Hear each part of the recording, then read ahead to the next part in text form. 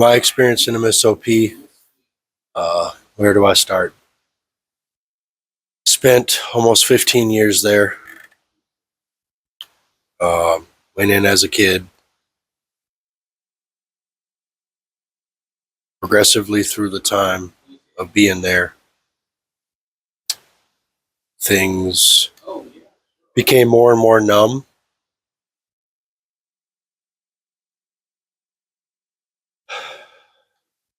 Supposed to be treatment. However, it's very shame-based. Can't go a second without living your past, being a suspect for your past, and being a suspect for anything, really. The treatment is, in and of itself, not helpful. The way they deliver it is not helpful. Might have some benefits, real life benefits, real world benefits, but the tactics and the way it's delivered is not helpful.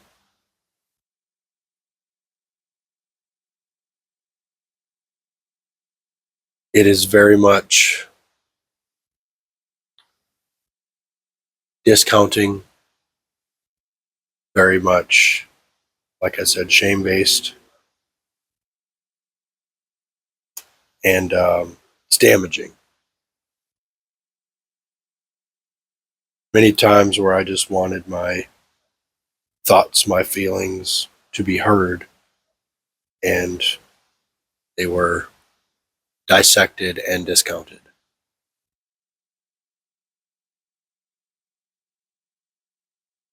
I went in as a kid, and I was surrounded by mostly people who had been to prison and therefore had the prison mentality, prison attitudes, prison beliefs, prison behaviors that I was subject to. And early on in my time, I had to deal with that. It was not a pleasant experience. I was in the midst of trying to figure out who I was, still growing because I was a kid, mentally and physically, maybe more, not so much physically, but definitely mentally. Had a lot of baggage as a teenager, a lot of psychological baggage, a lot of mental baggage that I still had to juggle on top of being in juvenile programs and now trying to keep my sanity while carrying all that with me into MSOP, and then on top of it dealing with MSOP and everything that is MSOP, people, culture, beliefs, everything.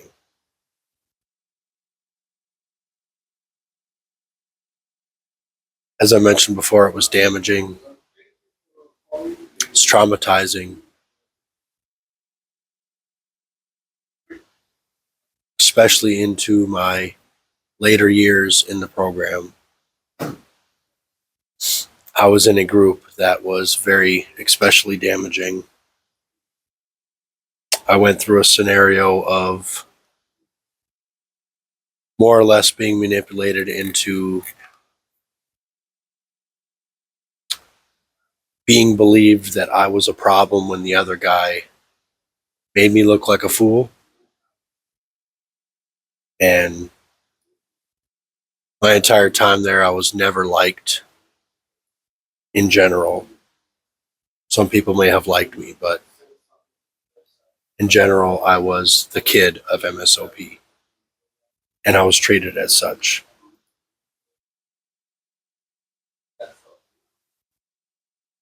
The group I'm referring to that I was in my later years in the program, I was a target.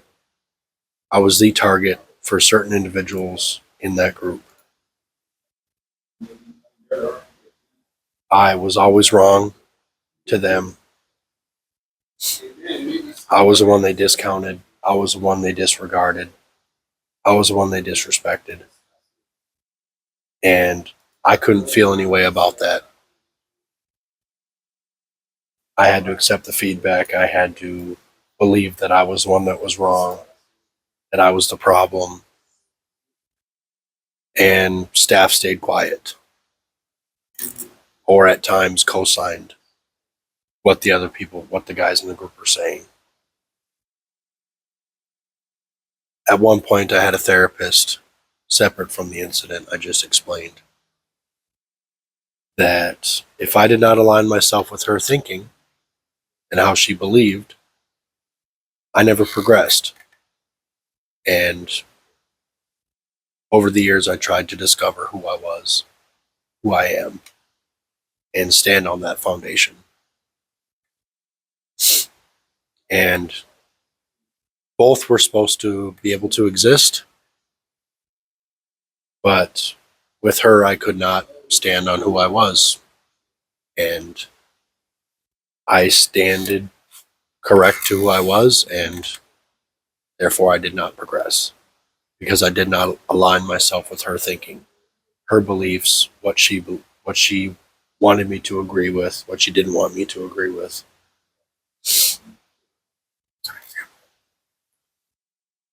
I um,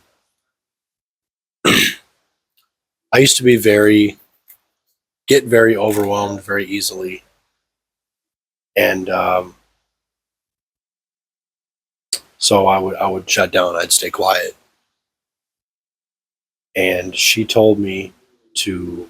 This may not be exactly to the point, but she told me, if you're really experiencing that, say something. The very next time an occasion where I was overwhelmed occurred, I spoke up and said, "Hey, I need a minute. I'm being overwhelmed. I'm feeling overwhelmed." She basically attacked me, saying, "Why are you being defensive? Why are you being..." I don't even remember every word she said, but she shut me down, and I said, "You're the one that told me to do this." And then I got everything else from the group on how I was being defensive and argumentative, unwilling to accept feedback. Quote, "the problem," my words, "the problem." Um, my early years, as I said, was very much filled with identity, or lack of identity, I should say. Um, I was very impressionable in my early years in the program, and therefore was at the mercy of what I'm calling the predators of MSOP, being other people who live there. I went there a day before my 19th birthday, and that was in the Moose Lake site. I was there for about 6 years and then transferred down to St. Peter, where I spent another 8 years. From 2000, no, 10, wait, not, almost 10. Um, I'm currently 34. Um,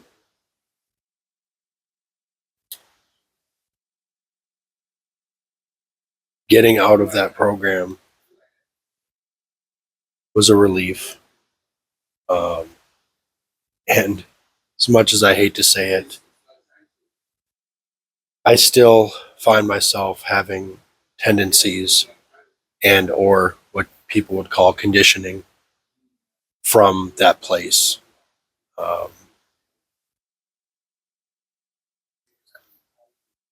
Overanalyzing every situation, um, sometimes putting other people's thoughts, feelings, opinions before mine, always considering theirs before I consider mine.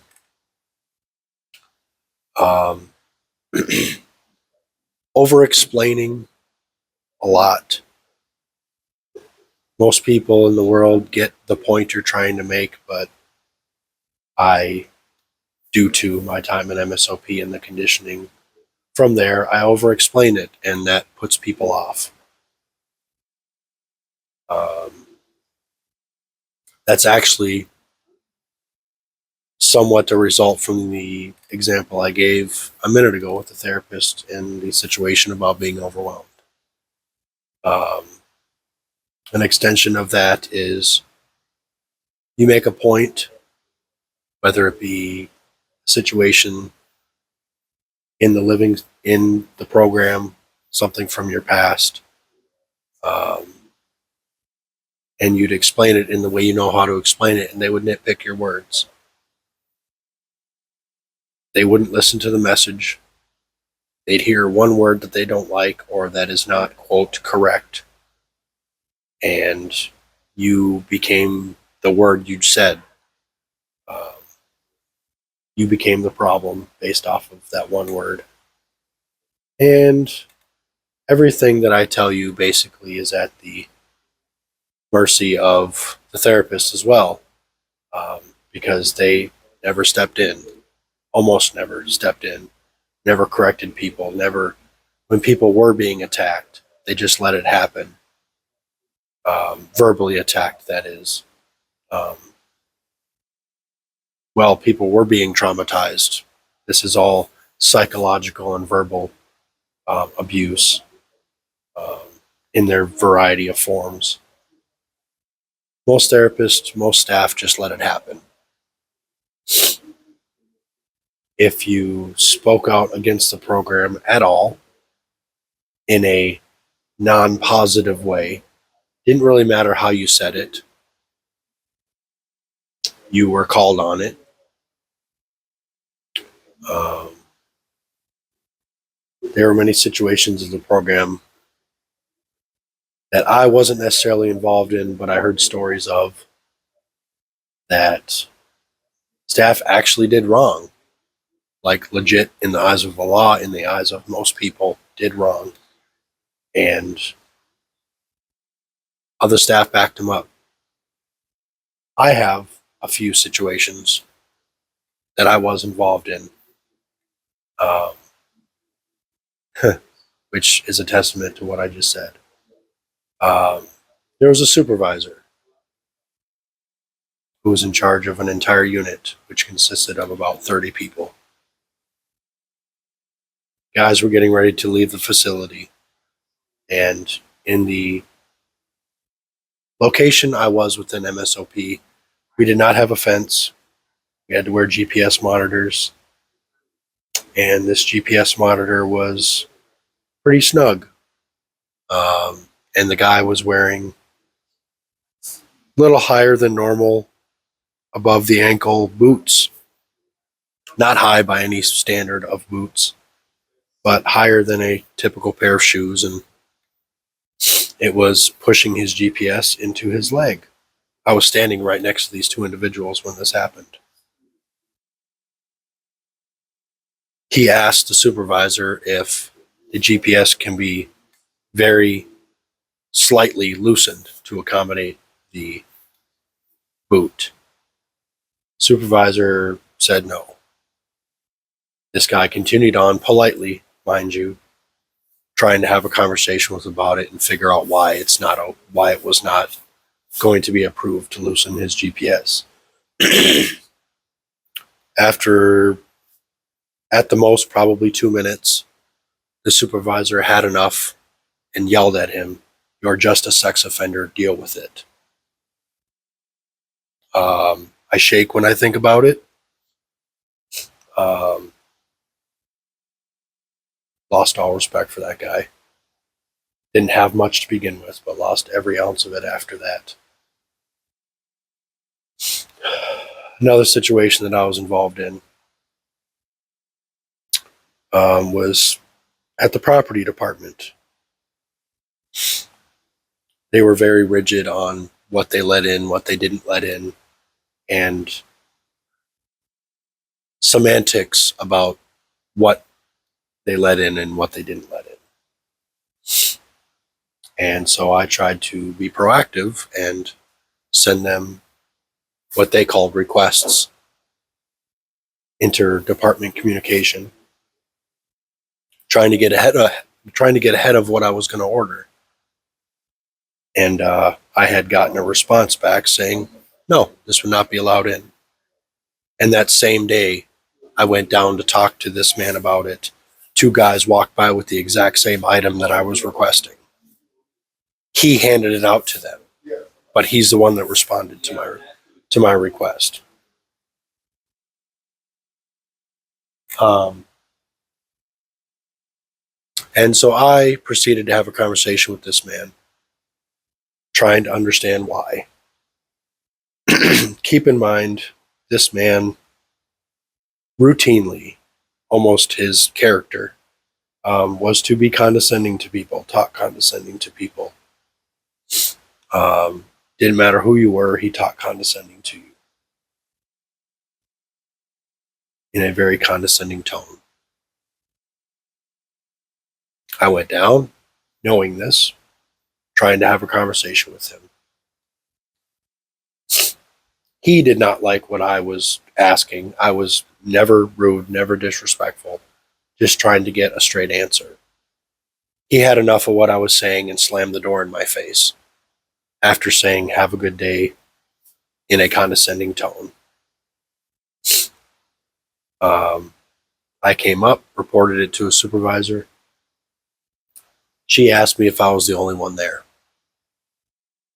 I said yes. She says, well, if no one else reported this, there's nothing I can do about it. I told her to review the cameras. She said the cameras don't have audio. I said, you can look at the camera and clearly see this guy. I'm still standing there, slamming the door in my face. She refused to do anything about it. A different scenario is a guy had just gotten out to the location where I was. Brand new to the area, the location, not even a week. And this man was very much trying to, hey, I don't want to do anything wrong. Let me get clarification before I do something wrong. And so he talked to a staff that was at the desk. This guy was in the back of the area where the desk was, in a rolling office chair. The man he was talking to was a ex-sheriff, very burly, bald-headed, stoic, intimidating posture of a man. This guy very routinely also did not respect people. The guy I was standing next to at the desk trying to seek clarification. Hey, this is my situation. What do I do? That was his approach. And the man that asked him this question, the client who asked him this question, early in his history, was very violent towards other peers and staff. This guy also was not small in stature either, but documented in the past would have violent tendencies. This man, staff, proceeded to talk rudely to the client that I was standing next to. Because I was the guy to show him around, it was my job to be there with him and guide him through his beginning stages in the location. And staff talked disrespectfully, and the other client put his hands up in a very sure way, saying, I didn't ask you about that. I'm just trying to get an answer to my question. The staff did not like it, bolted up out of his chair, fist clenched, walked right towards this man. This man threw his hands up and said, not going to do this, and walked away. Again, we reported it and staff covered it up. Oh, they would never do this. We told them cameras will prove otherwise. Nothing happened. This man never got sanctioned or anything to my knowledge. Later on, got fired for another separate incident, but this was years later. I say all this to say that in their own ways, not to this magnitude of these situations, but in each of our own ways, we all have gone through something similar to this, whether it be a direct altercation like that using physical intimidation, psychological intimidation, emotional intimidation, psychological warfare, what have you. We have all been through this, and I'm right now just speaking for myself. I had a childhood of struggles that probably, I don't know for sure, but I would say that most kids don't have to go through. I was in a stable home, but I had a lot of mental challenges. Started therapy when I was 4 years old for anger. I don't remember this. This was told to me. But I do remember pretty much never not seeing a therapist after that. So prior to my departure, 30 straight years of treatment. Never having been allowed to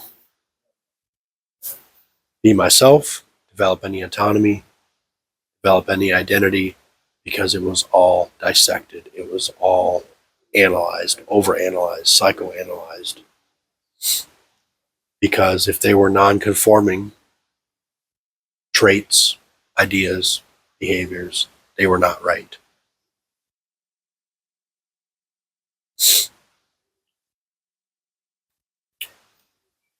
Another thing I want to say is a lot of this stuff was not outwardly, I guess, displayed. Um, they found very subtle ways, very almost perceived innocent ways, as in, we're not really doing anything wrong. We are providing treatment for you. But it was very much under the guise of trying to help. Well, in the end, the impact that it had was the opposite. Um, Struggling with identity has always been a problem, and I very much tried to seek that sort of help. And that was not a part of the what they called treatment plans. And it was not a topic that they really wanted me to have on my plan because they already had a predetermined list or idea of what I was supposed to have on my treatment plan.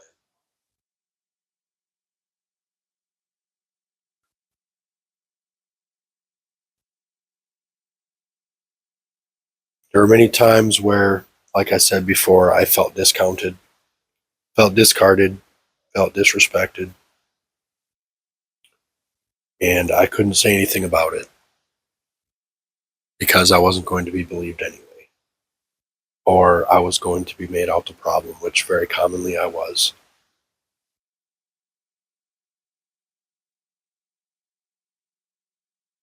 Had people flat out disrespect me, and I was still the problem because of something I said or didn't say, or the way I said it. Even though I said nothing wrong, nothing rude, nothing disrespectful, I was still the problem.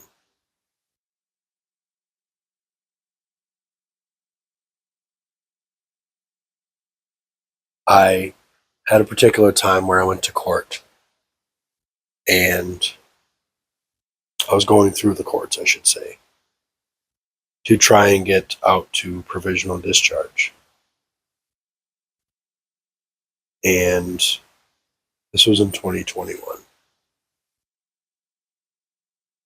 Had a risk assessment, and the risk assessor came back supporting me to leave the program.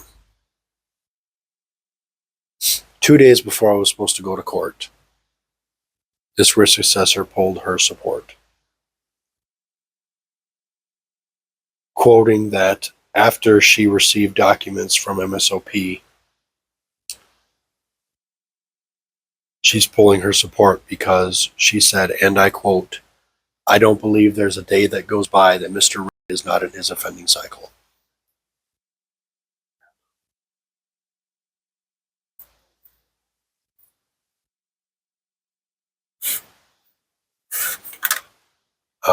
When questioned about, when I asked my therapist about it, she claimed she had nothing to do with it.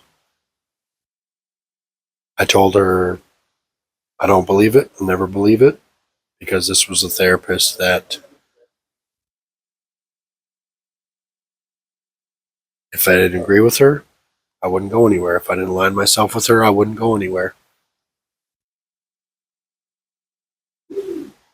And I still to this day believe she does have some part in it, did have some part in it. However,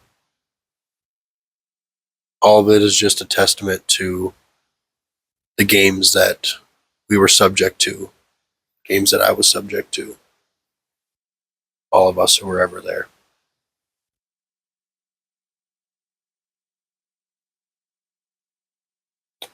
Other times where people, staff, flex their power and do what I say, not what I do kind of approach. Didn't matter if someone was talking disrespectfully, the staff was talking disrespectfully, acted disrespectfully. We were still expected to do what we were told.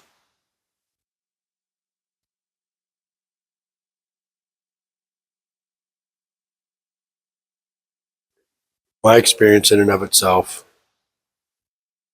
was very hopeless, very powerless,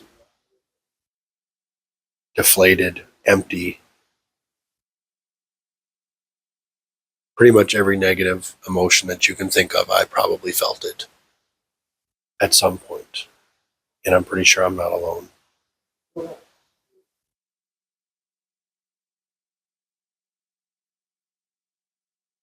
And everything that went on pretty much on a day-to-day basis supported and reinforced all of those feelings.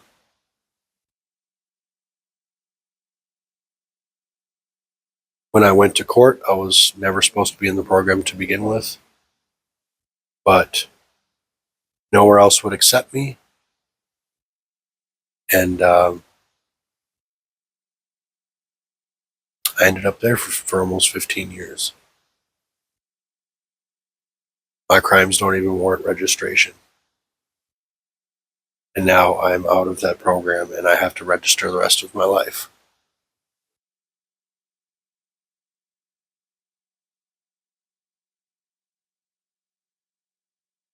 It's hard to think about. It's hard to talk about,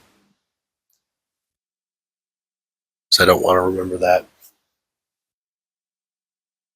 Pretty much nowadays, for the most part, unless a topic or a memory or a smell or a picture, whatever, reminds me of my time there, I pretty much try to forget that I was ever there, because I'm not the same person when I went in, and I want to operate my life with the morals and values and the character that I am today.